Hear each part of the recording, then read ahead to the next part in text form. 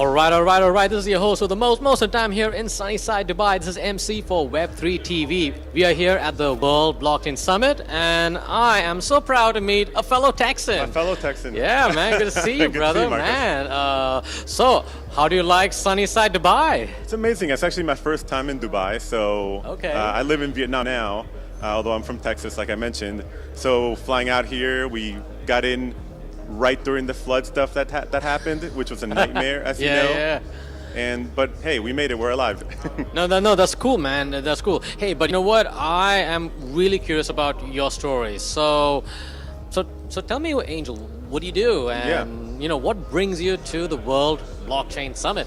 Well, just to go back just a little bit, starting just maybe 5-6 months ago, I decided to go ahead and make the move to go full-time, quit my job, and go full-time into crypto and start my company. Nice.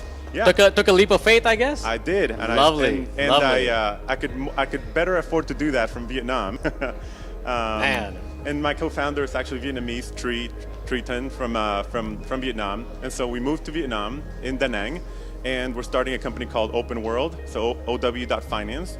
And it's a company that allows you to stake into multiple liquidity chains within DEXs with just a click of a button. Nice. Okay. So I don't know if you're familiar with DEXs very much, but it can be a real pain to go, and you typically need like both coins of the liquidity pool, and Sure. if you want to go to multiple ones, you need both of those It's tokens. quite a cumbersome experience if you're getting really into is. DEXs, right? Yeah, and so it usually takes a while for people to get to that level of being able to use them and being able to like participate in the high APR that you can get from there. Yeah. So part of our job in Open World is to kind of democratize that idea of like, hey, you can participate into Web3 much more easily than going directly to the DEXs.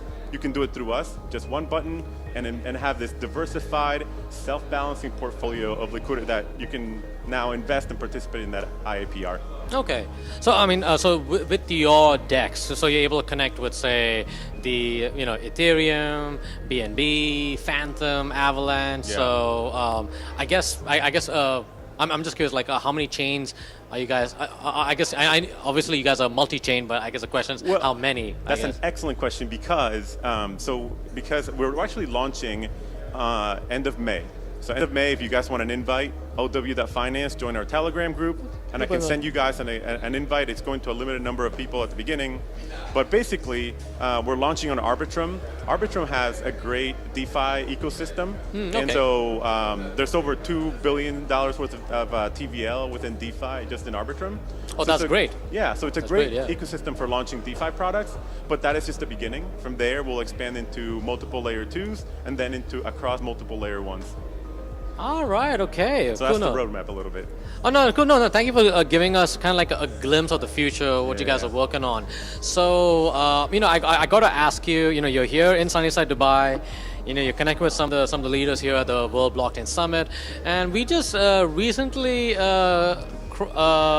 crossed the Bitcoin halving. Yeah. Or halvening, depending on. No, it's halving. Halving, right? Okay, cool. I know. There's this internal group fight. There On is. Reddit. I mean, Reddit is wild for this kind of stuff. But so now we, I guess, crossed this Bitcoin halving.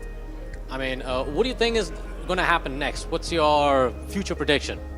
Yeah, I think the bull cycle, unfortunately and unfortunately, brings a lot of new people, and within those there'll be a percentage of them that are bad actors and scammers, etc. So I am worried and concerned about people losing money, because I feel fair like point. a lot of people that get into crypto at the beginning, it's almost a rite of passage, and almost accepted as the reality that if you get into Web3, you're gonna get scammed at some point, and that's really sad. And I feel like some of that may still continue to happen. It's getting better and better and easier for protections and securities getting better, but it's still, I think there'll be a lot of that, and that will necessitate some pushback from TradFi, etc. But at the end of the day, I think DeFi in particular has gone through this kind of adoption cycle of hype, bear market, and now it's finally getting traction where okay, no, how can we really do this? Where it's not just about the hype, it's about the actual product and the value that we can provide to users. And that's, I think, Open World is part of that, where we are now past all this hype stuff. What can we really provide the user that they can now participate in Web3 and get the benefits of it in a safe way? in an investable way. Yeah. And that's where open world comes in.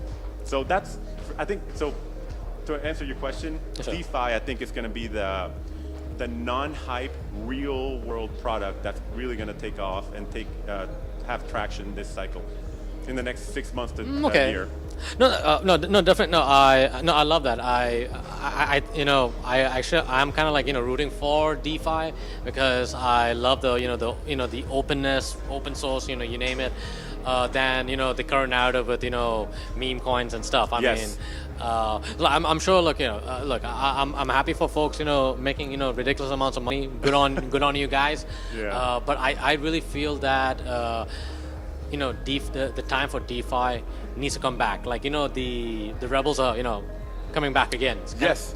Can I share? I think the cycle for a lot of people that get into crypto is, you get into it, you buy your meme coin or you buy Bitcoin or Ethereum and you see it go up and you get excited and then you see all these stories of people becoming millionaires overnight and they start chasing the 100x. And then over the cycle, the bull cycle, they're like, oh, making money, and then they don't realize that they hit a top and they keep trading all the way down. And then by the end of the cycle, they're like, you know what, if I would have just kept buying Bitcoin or Ethereum or one of the large caps and just Sure. DCA'd all the way, I would be so much better off. And so, No, fair point. Yeah. and then you start realizing, okay, the best way to really invest and grow within crypto is to just accumulate over time. Then what do you do with that crypto that you're holding? Sure. You want it to grow for you. You want it to produce yield for you to do Sure. APR, and Totally. that's where DeFi comes in. Right, Right? totally. So- Yeah. No, interesting. But speaking about DeFi, we've been talking about like Ethereum. You talked about Arbitrum. Or an Arbitrum, yeah. So, what's your take on DeFi on Bitcoin? That's kind of an interesting Yes. narrative. So, I mean, what's your thought on that? Yeah, I haven't. I've obviously been hearing a lot and read a lot about the Bitcoin Layer 2 work that's been happening, and a lot of it has to do. And there's actually a big launch that just recently happened with BRC20, but a lot of it is around the meme coins, right?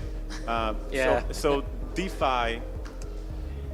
I do feel like with DeFi, there's a product case for it, and now we're actually talking to some layer 2 protocols to see if we want to bring open world into layer 2 Bitcoin. Okay.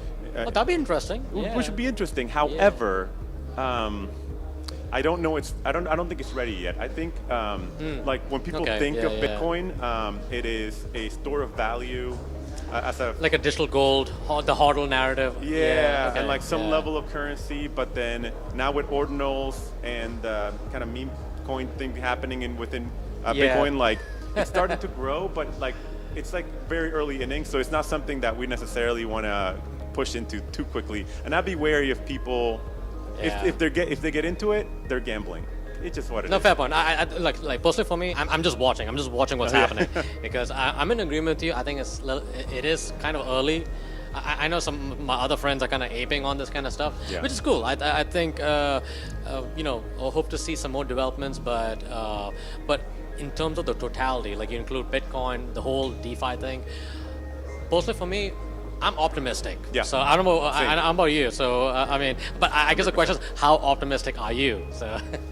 Well, like for example, right now TVL, so total value locked within Arbitrum, for DeFi is about $2.5 billion.